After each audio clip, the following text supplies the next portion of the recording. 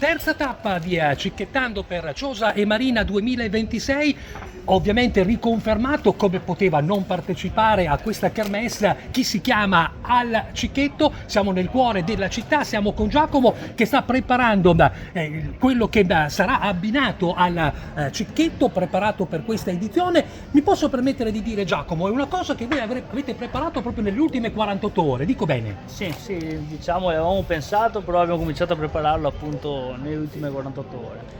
Il nome è Guscio di cozze e patate. Sì, inventato così in velocità. Per quello che riguarda invece il vino che stai servendo ai giurati?